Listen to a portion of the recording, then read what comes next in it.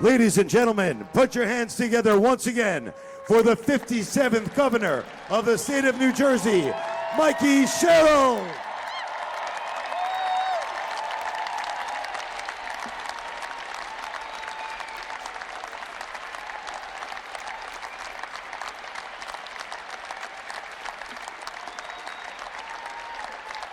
Thank you.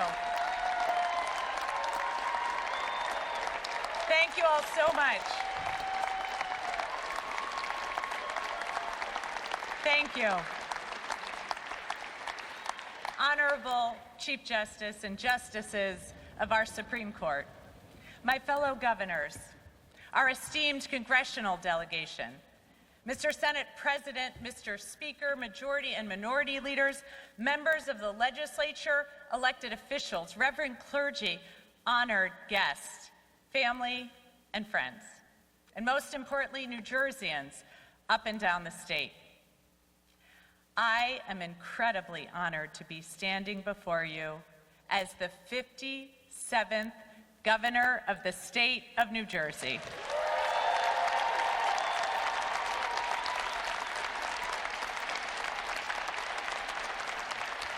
And I want to thank everyone who's traveled from near and far to be here today. You have all made this day truly special.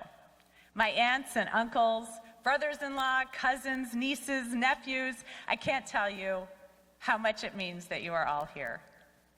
Mom, Dad, Megan, Mary, I love you guys so much. Thank you.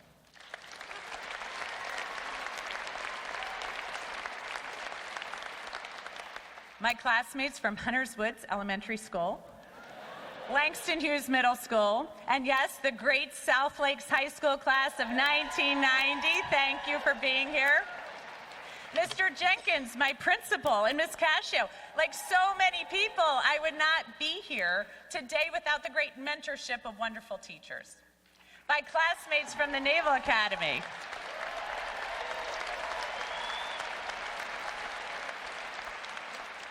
Shipmates, service members from the Navy, starting with plebe summer to duty stations around the world. It was not just my training that informed my sense of service, it was all of you. Thank you. And in the U.S. military, we've always said we never fight alone. That's because we fight alongside friends and allies, so thank you to all of our ambassadors and consuls general for joining us here today.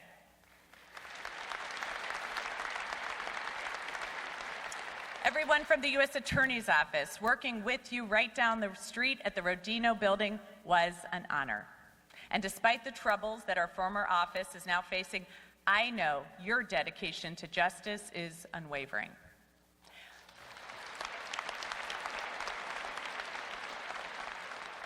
My colleagues from Congress, thank you for your continued fight for health care, education, and good jobs. America is lucky to have you fighting for her.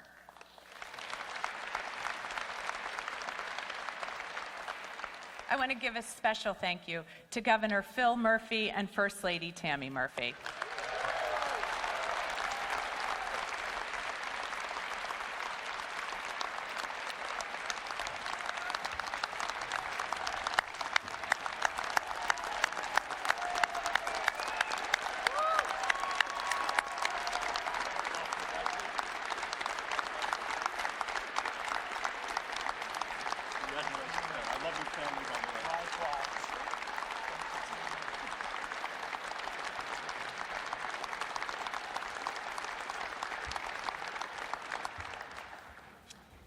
You both have truly shepherded our state through perilous times, and your dedication to improving the lives of working families, including by raising the minimum wage and fully funding the pension for the first time in decades, speak to your enduring concern for New Jerseyans. Thank you. There's a governor that I am so sorry won't be with us today. Although Governor Cody just passed away, his dedication to our state and his connection to her people won't be forgotten.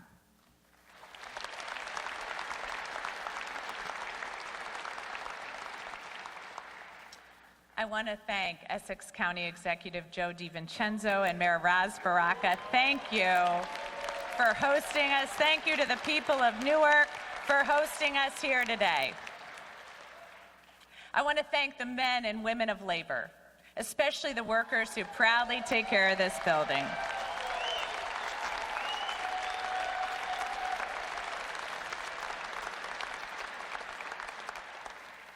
And congratulations to our Lieutenant Governor, Dr. Dale Caldwell, and to his daughter, Ashley. I am so incredibly lucky to have a partner like you, and I look forward to making history with you today.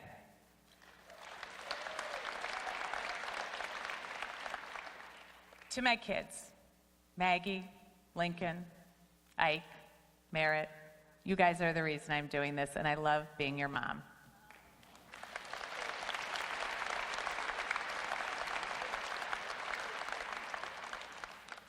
And finally, to my husband, Jason, you are a steady hand in the chaos of raising 4 kids, running multiple elections.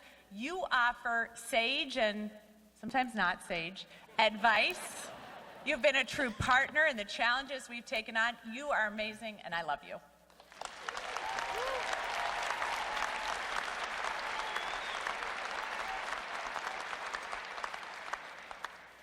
And I'm going to take a moment of personal privilege because it's bugging me, and I'm not sure if I said thank you to my mother-in-law and my father-in-law, Kathleen and Gary.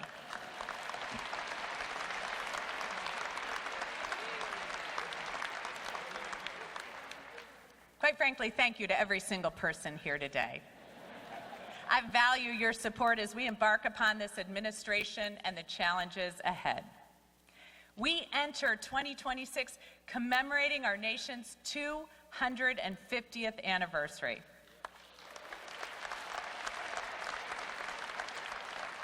New Jersey has been at the heart of our American story, the crossroads of the Revolution, the site of our first major victory at the Battle of Trenton, the first state to sign the Bill of Rights. So I am honored as we gather here today that we do so with New Jersey's original parchment copy of the Constitution on stage with us, one of only 13 known to be in existence.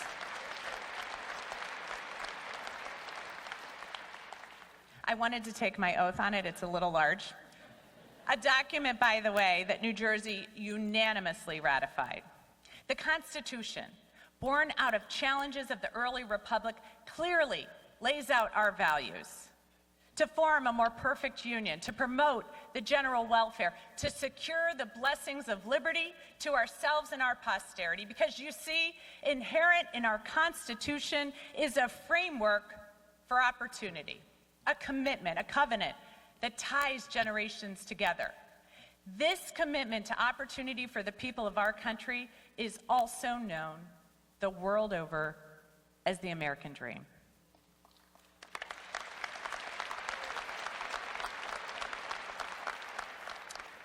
And like so many families, my American story did not begin that auspiciously. From what relatives have told me, it includes people fleeing a famine, others fleeing religious persecution, and even once they arrived here, the road to success was uneven. Poverty, economic devastation, sometimes building something for your family only to lose it, forces beyond your control. But over and over again, this country has offered my family opportunity found nowhere else in the world. From my grandfather landing a good union job after the war,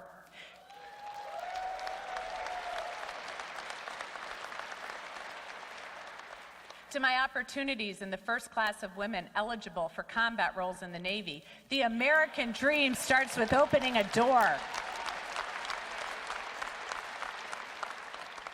With an understanding that no matter who your parents are, where you're from, what religion you practice or ethnicity you claim, the doors to opportunity in this country should be open to everyone. That is the story of New Jersey. And yes, we are far from perfect. I know we are. but generations of families have found their American dream here. Immigrants sailing here from overseas, Black families leaving the South to come here to find work, people from all over the country and all over the world again and again and again finding opportunity here. That's because New Jersey is an incredibly special place.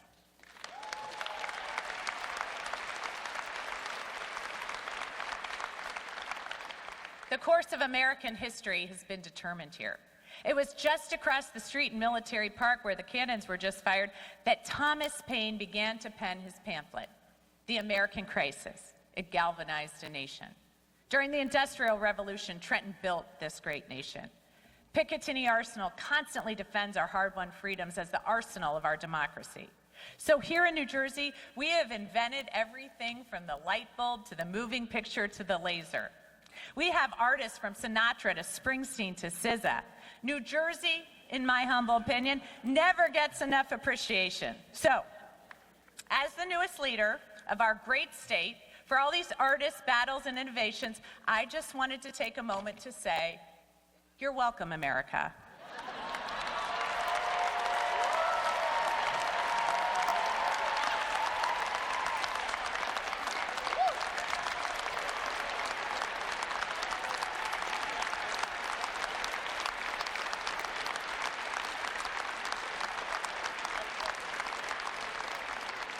And I'll also assure you that our state will continue our great history of standing in the breach when our nation needs us. You see, what makes us special is that sometimes, in some moments, the impossible, or assume we've lost the fight before we even enter the ring. So when I get asked, and I do get asked, was I surprised at the results of this election? I can honestly say no. Not in the least, because I know New Jersey. Yes, we are loud and brash, and sometimes we tan like it's 1980. Our Giants, our Jets, and Eagles don't even claim our state as home, despite our rabid devotion.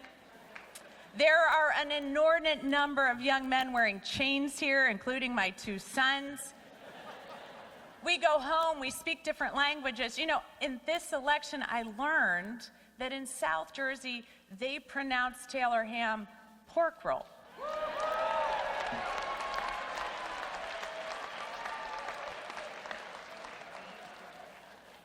But we all go home at night, and we hug our kids, and we worry about them.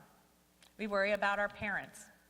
We worry about ourselves and our future. But because we live here, we refuse to give in to fear or despair. That spirit, defiant, yet always looking to the future, has always defined us. In fact, not too far away, in the greater Camden metropolitan region, in a place called Philadelphia, Thomas Jefferson wrote a Declaration of our Independence, marking the birth of this great nation.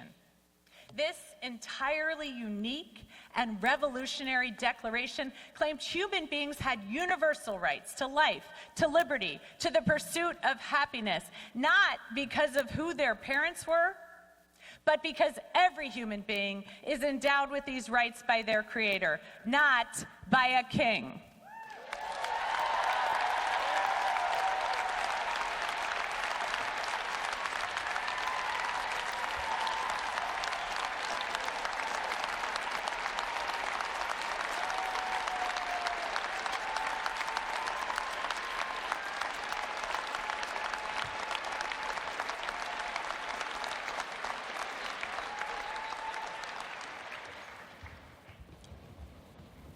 The earth has rarely seen an idea put to paper that has ignited such a fire in her people, a fire that has burned for 250 years. As enslaved people, women, oppressed people from around the world and from every walk of life read our founding documents and demanded their own path to those same universal rights. Our declaration denounces tyranny and listed those attacks on our rights committed by England's king. The list of grievances in our Declaration of Independence included these charges against the king. He has refused his assent to laws. He has obstructed the administration of justice. He has made judges dependent on his will alone. And yes, he has kept among us, in times of peace, standing armies without the consent of our legislatures.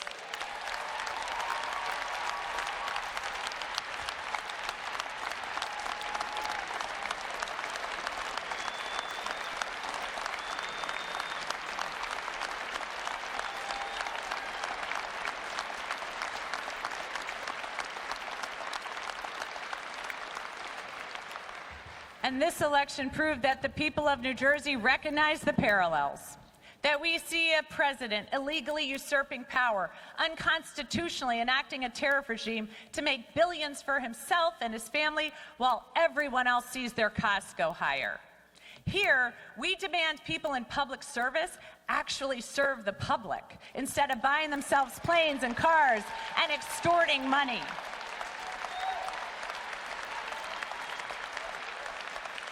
And on November 4th, the people of New Jersey once again gave the nation a glimmer of something it hadn't felt in months. Hope. Yes, 250 years after the Declaration, 250 years after General George Washington crossed the Delaware into the Promised Land, I am proud to say that once again, New Jersey is leading the way.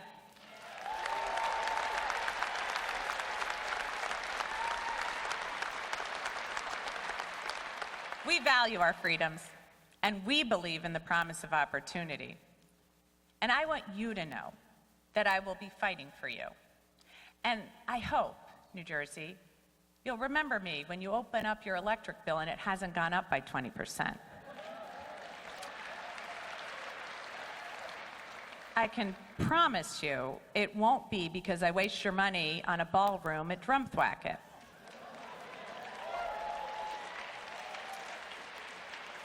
I'm going to spend every minute trying to make New Jersey more affordable and open doors to opportunity across our state, because that's our history here.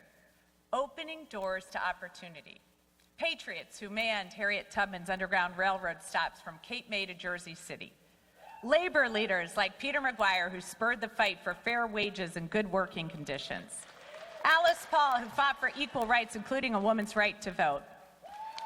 And Rabbi Joachim Prince, who fled Nazi occupation, marched with Dr. Martin Luther King, and reminded us that the most urgent, the most disgraceful, the most shameful, and the most tragic problem is silence.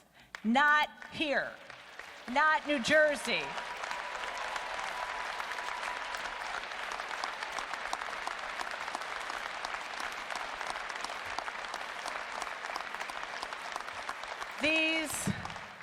These are some weary, weary years.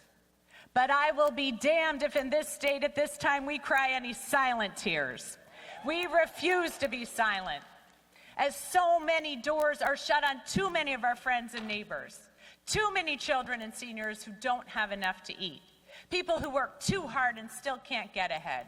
Communities living in fear. Children who are afraid their parents will disappear in an ICE raid while they are at school. As we see Washington trying to shut the door on opportunity, on your safety and security, on education, on healthcare, on access to good jobs, on innovation and investments in energy and infrastructure, as we are seeing doors shut for families, for working people, for vulnerable communities, as they attempt to roll back the tide of progress, not here.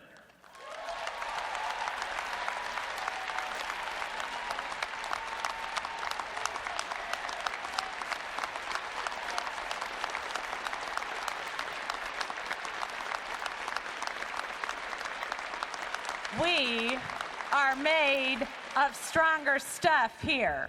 We are going to keep the doors open for your family. The doors that were opened for my family that led to me being here today.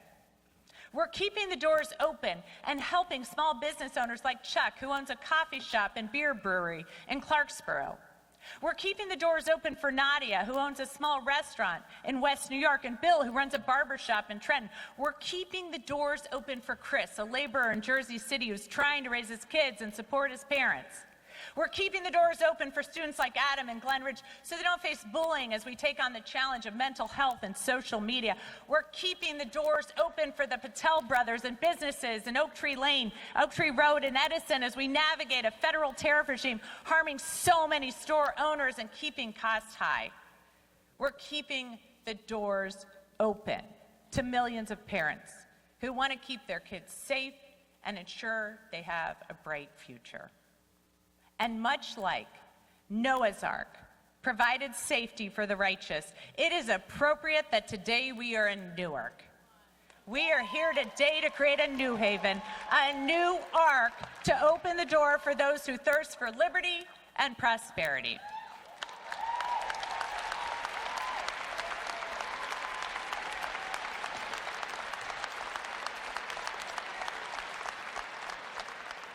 For everyone who seeks to strengthen our democracy, strengthen our economy, and strengthen our families. And the key to all of this is opportunity. It's not a guarantee for success, it's a guarantee at a shot. And New Jerseyans know that. That's why our state always punches above its weight. Because we know exactly what we can do if we are given a shot.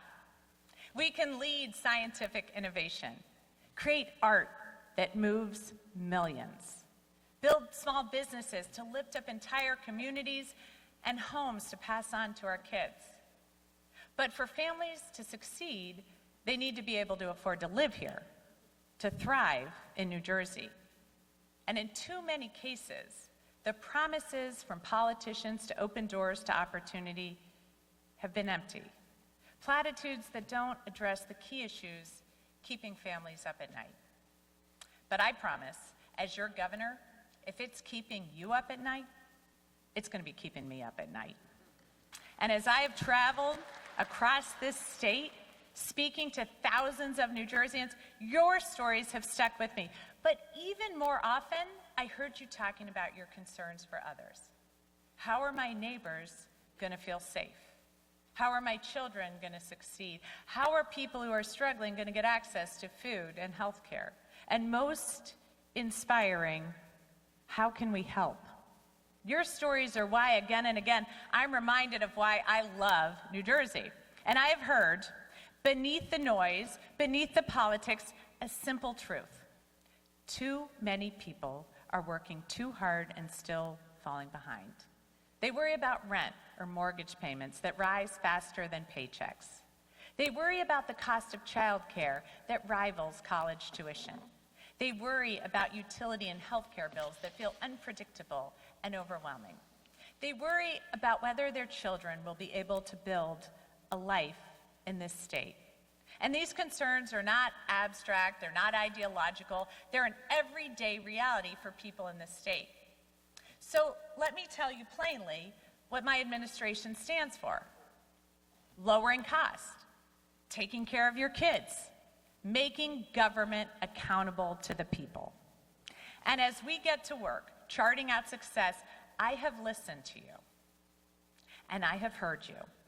I've heard you in Trenton, where you want safer streets for kids, redevelopment programs that work, and to provide jobs, and for the state to pay its fair share.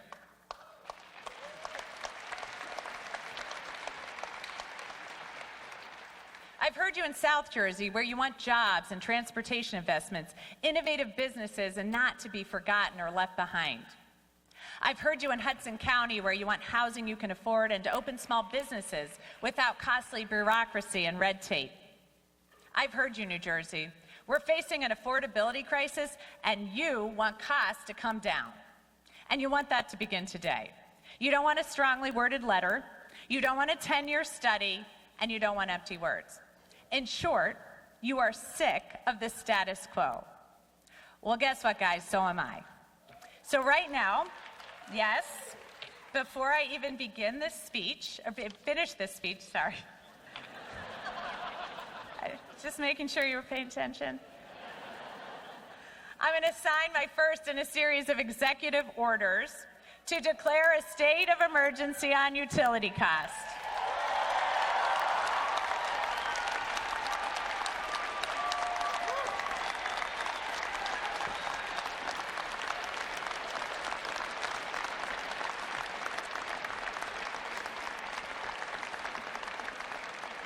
First, I am issuing an executive order giving the New Jersey Board of Public Utilities the authority to pause new utility requests for additional rate increases, and I will freeze rate hikes to finally provide families with real relief on their energy bills.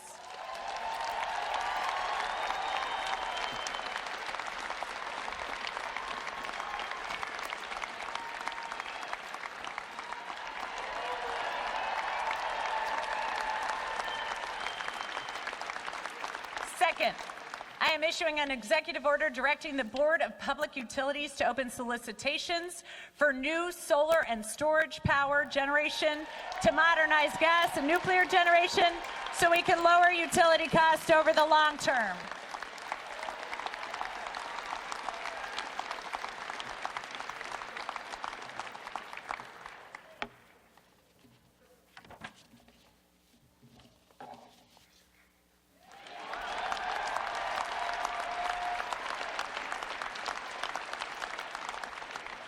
This is just the beginning, not of my speech, of my work. We're going to take on the affordability crisis, and we're going to shake up the status quo. It won't be easy, and hard choices have to be made to drive down costs as the federal government slashes funding and slams doors to opportunity. But as I learned in the Navy, the only easy day was yesterday. But luckily, we don't need easy here in New Jersey. We have grit. We're tough. And when you hurt our families, we're going to fight. We're going to fight for jobs. We're going to fight for housing families can afford, for good schools, safe streets, and ending skyrocketing utility costs. And look, I know that there are people here, some of them behind me probably, who didn't vote for me.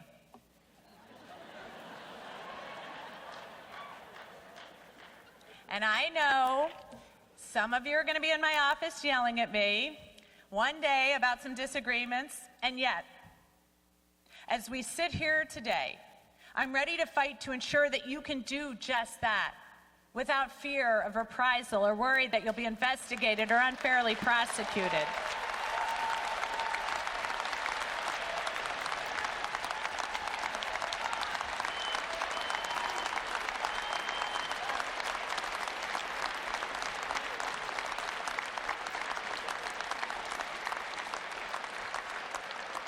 I took an oath over 25 years ago to do just that, and you saw me taking it again today.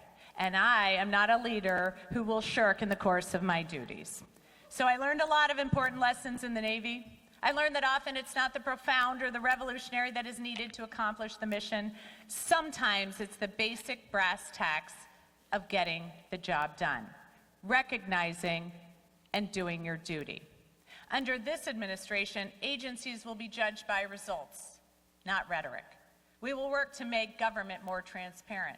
We will work to save you time and money. You may not agree with every decision we make, but you'll know why we made it. And you'll know that all of our decisions are made putting you, the public, first. To my esteemed colleagues in the state legislature, my cabinet, and all the elected officials and civil servants across the state, we have all chosen this path of public service. It's a noble calling and it's a privilege. We have a shared responsibility, an opportunity to make people's lives better. We do so through competence, knowing that others are depending on us so they can open their businesses, feed their families, or ensure their children are safe and attend great schools. We have to have a strong moral compass to serve. Self-dealing and opportunism are antithetical to our service. And we have to serve with compassion. Sometimes we work with people at really tough times in their lives, when they've suffered a tragedy, when a loved one is facing prison, or when they're scared for their children, or as I can personally attest to after they've had a really tough day and had to bring a colicky baby with them to get a driver's license. It is in our power to make their lives easier, better. And at the heart of it, we serve with commitment, a desire to better the world. And at the dawn of our nation, as some of our very first public servants embarked upon their work to better New Jersey, the people of New Jersey chose a state motto. They were among the first to do so. On the heels of a horrible war, they narrowed in on those two things that they felt their countrymen had fought and died for: liberty and prosperity. Today, I take up their work again, protecting liberty, ensuring that power is not placed in the hands of a few, but rather that the universal rights of all New Jerseyans are protected, and prosperity through opening the door to opportunity. That is my commitment as your 57th governor. Thank you. Thank you. And may God bless the great state of New Jersey, and may God bless the United States of America. Thank you.